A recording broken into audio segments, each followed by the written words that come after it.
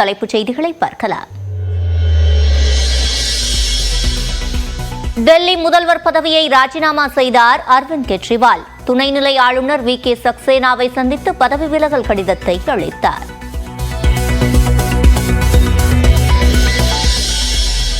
கல்வித்துறை அமைச்சர் அதிஷி டெல்லியின் புதிய முதலமைச்சராக தேர்வு. துணைநிலை ஆளுநரை சந்தித்து ஆட்சி அமைக்க உரிமை கோரினார்.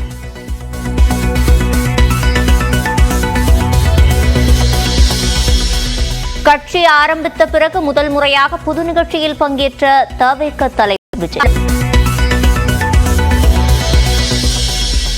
பெரியார் நினைவிடத்தை தொட்டு வணங்கிய தவேக தலைவர் விஜய்.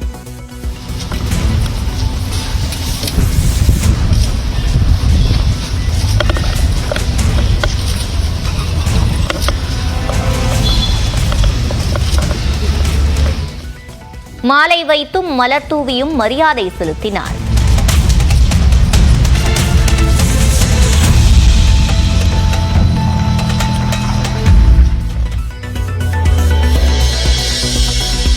பெரியார் திடலில் தவேக தலைவர் விஜயுடன் செல்ஃபி. திமுக ஆதரவாளருக்கு சிரித்த முகத்துடன் போஸ் கொடுத்த விஜய்.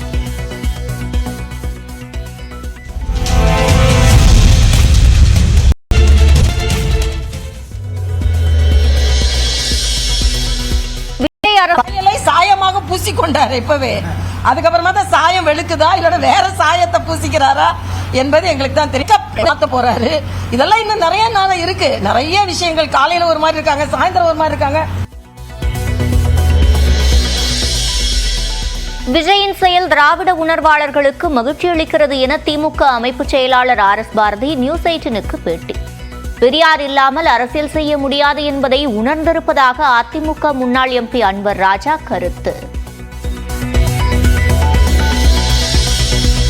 பிரதமர் மோடிக்கு மக்களவை எதிர்க்கட்சித் தலைவர் ராகுல் காந்தி பிறந்த நாள் வாழ்த்து. நல்ல உடல் ஆரோக்கியத்துடன் நீண்ட நாள் வாழ வேண்டும் என X தளத்தில் பதிவு.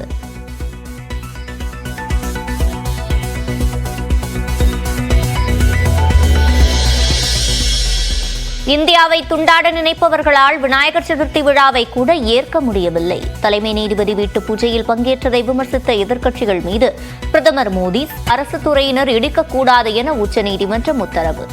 சாலை, நடைபாதை, நீர்நிலைகள். தமிழக கோயில்களை அரசின் கட்டுப்பாட்டிலிருந்து விடுவிக்க வேண்டும் என நியூஸ் 18 குழும நிகழ்ச்சியில் நிர்மலா சீதாராமன் பேசிய விவகாரம்.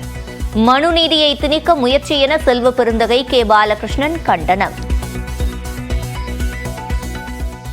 ஆலயங்களை அறநிலையத்துறையிலிருந்து மீட்டெடுக்க வேண்டும் என்று அவர் கோரிக்கை விடுத்திருக்கிறார் என்று புரியவில்லை.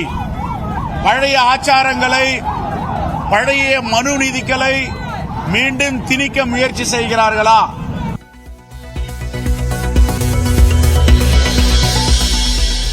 ஒரு லட்டு 1,87,00,000 ரூபாய்க்கு ஏலம்.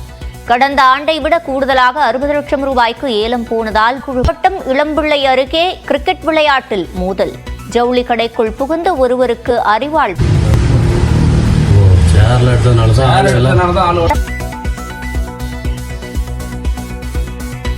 சற்று நேரத்தில் தொடங்க உள்ளது.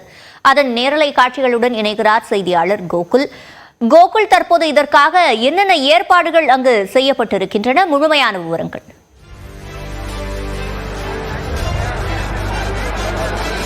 திமுகவுடைய முப்பெரும் விழா நந்தனம் YMCA மைதானத்தில் இன்னும் சற்று நேரத்தில் தொடங்க இருக்கிறது. திமுகவுடைய தொண்டர்கள் தமிழகம் முழுவதும் முப்பெரும் விழாவையொட்டி பல சிறப்பு ஏற்பாடுகள் செய்யப்பட்டிருக்கிறது. குறிப்பாக செஞ்சி கோட்டை போல் நுழைவாயில் பிரம்மாண்டமான ஒரு மேடை, மிக பிற்பாடாக AI தொழில்நுட்பத்தை பயன்படுத்தி மறைந்த முதலமைச்சரும் திமுக தலைவருமாக இருந்த கருணாநிதி வந்து ஏற்பாடுகள் செய்யப்பட்டிருக்கிறது.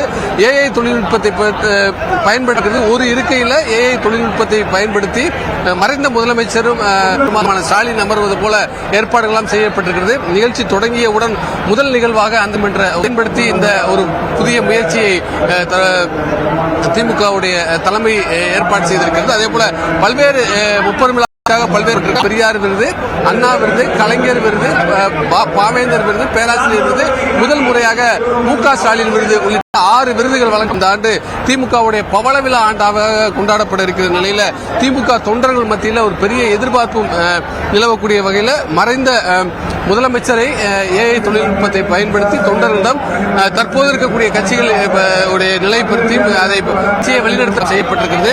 முதலமைச்சர் கடைசியாக இந்த நிகழ்ச்சியில் சிறப்புரை ஆற்றிருக்கிறார். இந்த நிகழ்ச்சி அவர்களை ஊக்கப்படுத்தும் வகையில், உற்சாகப்படுத்தும் வகையில் அவருடைய உரை இருக்கும் என்ற ஒரு எதிர்பார்ப்பு தொண்டர்கள் மத்தியில் நிலவுகிறது. சிவரஞ்சனி, கோகுல், நீங்கள் குறிப்பிட்டது போல தற்போது விழா இடையில் 2 அழைப்புகளை வழங்குறதுக்கு வாய்ப்பு இருக்கிறதா?